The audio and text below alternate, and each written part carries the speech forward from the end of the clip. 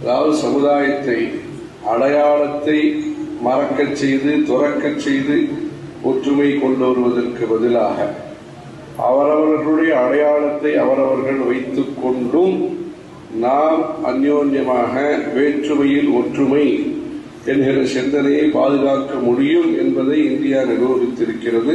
அந்த நிரூபித்த உண்மையை தொடரக்கூடிய விதத்திலே மொழிகளையும் காப்பாற்றி அவரவர்களுடைய ஆடை அணியும் முறையிலிருந்து ஆரம்பித்து ஆகாரம் செய்யும் முறையிலிருந்து ஆரம்பித்து அவரவர்களுக்கு இருக்கக்கூடிய பிடித்தமான பாரம்பரியமான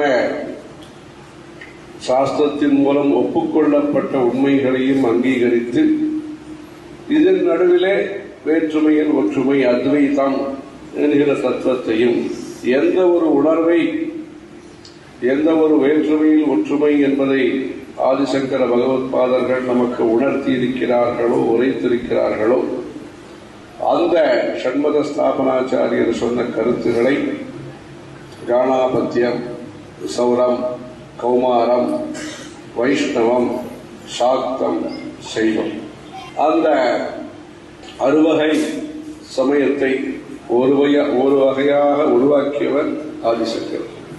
72 விதவிதமான வித்தியாசமான விரோதமான விகல்பமான பல ஏற்பாடுகள் வேதத்திற்கு புறம்பான ஏற்பாடுகளை அந்த காலத்து மக்கள் செய்து கொண்டிருந்த நிலையிலே வேதம் என்பதுதான் நமக்கு இதமானது, வேதம்தான் நமக்கு இதயம், வேதம்தான் நமக்கு இமயம் என்பதை அந்த இந்து மதத்தினுடைய கருத்தாக எடுத்துரைத்தவர் ஆதிசங்கர்.